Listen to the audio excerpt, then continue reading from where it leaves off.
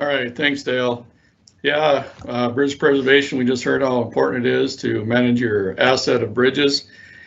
And the one thing that you'll notice is that when you are constructing new roadways or bridges, that linear foot cost, the bridges are by far the most expensive portion of that project.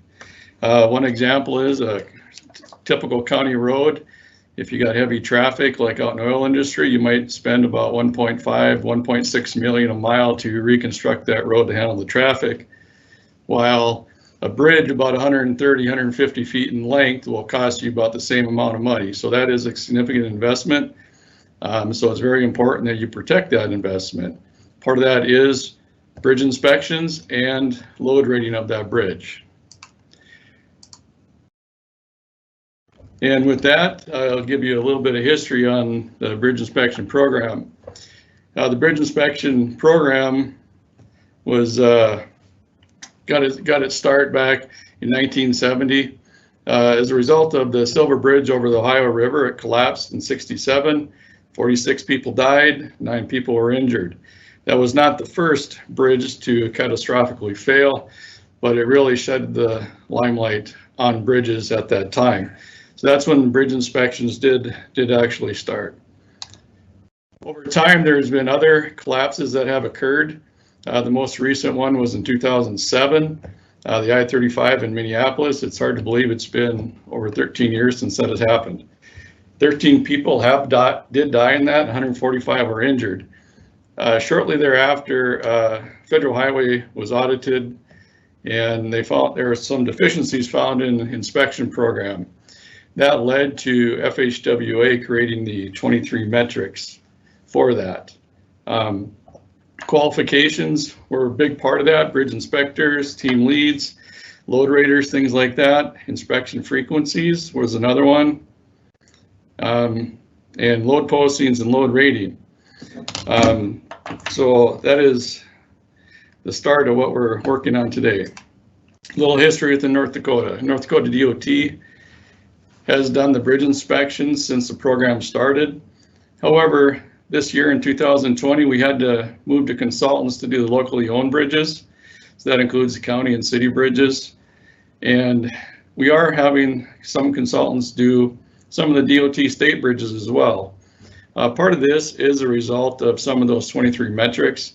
There's additional requirements coming out for that, more documentation, the load rating portion of them. So there's a lot more requirements coming out, and you can see why. You know, when we have a catastrophic failure on a bridge, well, people can die, people can get hurt, and severs that link. So the NDDOT is still inspecting most of the state bridges at this time and conducting those load ratings. So why do we want to spend so much time, effort, and funds inspecting and load rating? Well, obviously the number one reason is safety. We got to protect the public using our roadways. You know, if a road fails, might be a pothole, might be heat pavement here and there, might do some vehicle damage, but if a bridge fails, chances are people are going to die or get hurt. So safety is the number one. Mobility, you know, provides that vital link in the transportation over ravines, rivers, other roadways, railroads, things like that. So it provides that mobility, makes that link. Movement of freight. In the state, we have agricultural, we have oil, we have a bunch of other industries in the state that needs to move product and goods, and it also moves product and goods through the state as well. Then we also need bridges to provide that link for emergency services. You know, we can't build fire stations, police stations on each side of the river. That's not very cost effective either. So we need bridges to provide that link for emergency services, but we also need inspections for asset management. We just heard about bridge preservation, you know, preservation 10-to-1 versus rehab. So we want to make sure we protect those investments, and having a properly inspected bridge and load rated bridge is one key element in doing that. So is North Dakota oblivious to failures, catastrophic failures? No, we're not. Some of the recent bridges, we've had one go down, roughly one a year the past few years. This is a short timber span bridge. This happened in one of our counties. This bridge happened to be posted. The implement that brought it down was way overweight and had been using this bridge throughout harvest. And it just was lucky that this implement was empty at the time that it did go down. Here's another one, an older bridge.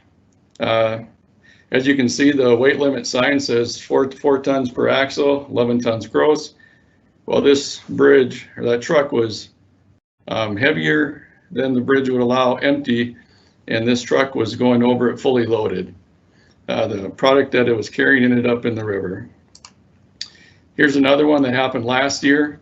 Again, truck was loaded, older structure, went over it. Luckily, nobody was injured in this one as well. But again, you know, aging infrastructure, preservation, but this bridge was posted as well, truck was overloaded. Here's our most recent one that happened just this year, within the last month. This bridge spans the Souris River. Very, very long bridge, fracture critical, but the tractor and the implement that was going across it was overloaded. This bridge is posted again, but the implement that it was pulling was also too wide for the structure. So we had two things going on here, overloaded, and also the implement was too wide. So when we look at when a bridge does go down, how does it affect our mobility?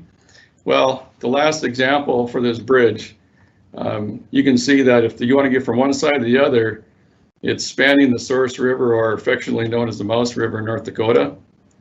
So you're looking at 20 miles to go around with this. Now, whether you go back to the west or over to the east, you know, it's about a 20-minute trip, and that's in a car. You know, that's how long it would take. Now just imagine if you had something slower to go around, like a tractor or some other truck, something that could not drive 55 miles an hour. You know, those detour lengths get rather lengthy and adds a lot to the trip, everyday trips, or just somebody trying to farm from one side to the other. Movement of freight, big key, provides that vital link across those other roadways, railroads, the rivers, creeks, things like that. So it does provide that vital link. This was just published in October 2019, so this stat's about a year old. But if you read it, each year North Dakota's freight system moves approximately $173 billion worth of freight. From 2016 to 2045, freight movement annually in North Dakota is expected to increase 128% by value, the second highest increase in the nation. Now just imagine when you have a bridge that may go down because it wasn't properly inspected or load rated, what that does to those commodities and the profit of our producers within the state, oil companies, things like that. That's a big hit that we would take. The emergency services, proper load rating.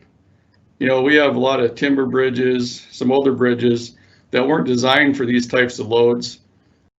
So properly getting those inspected, repaired, and load rated is very essential to know whether or not these vehicles can actually cross that bridge, because that can keep an ambulance from going across for somebody's home, or in an urban area.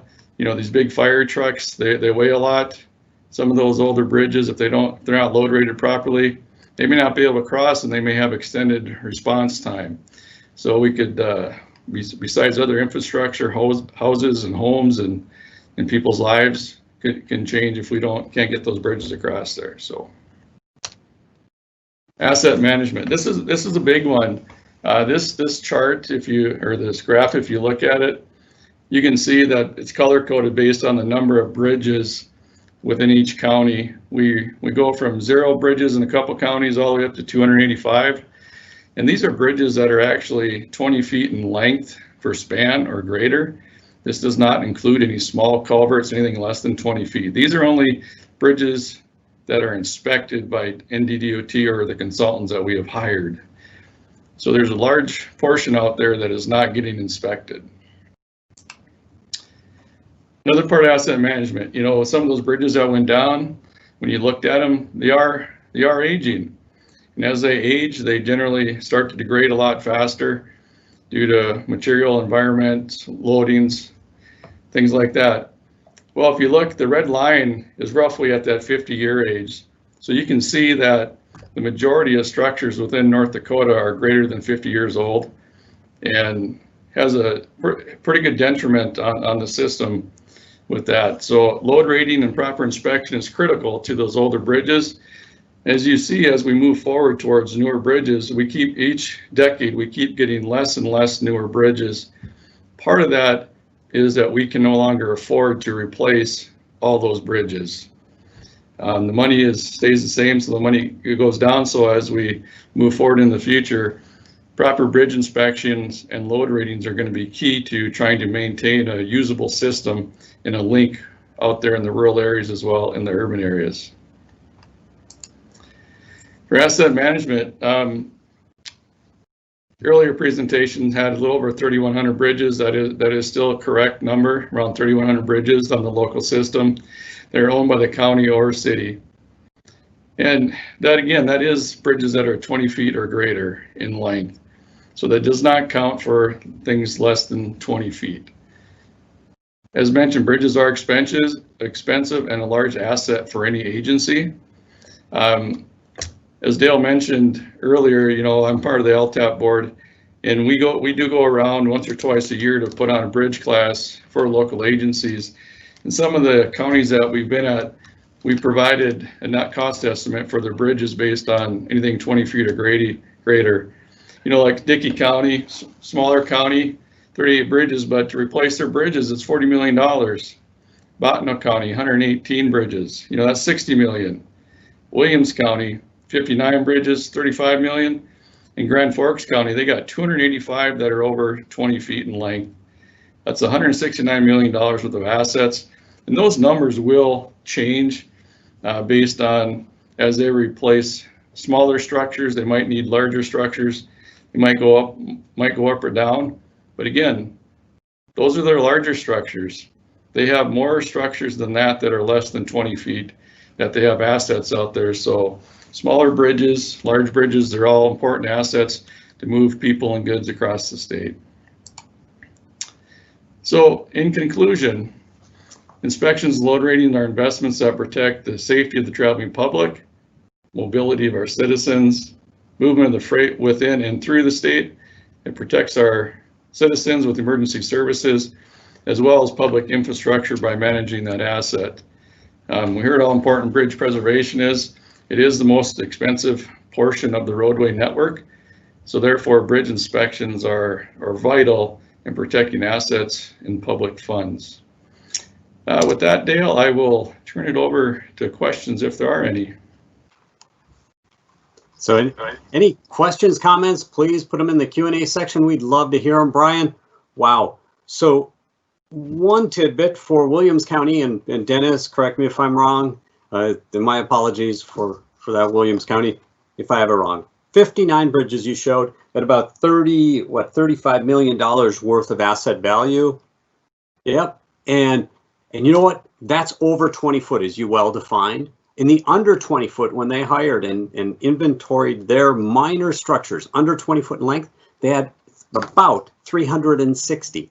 So imagine the total asset worth in any county when you accumulate smaller bridges along with the larger, and all our safety factors, all can jeopardize our lives and that detour length that you were talking about.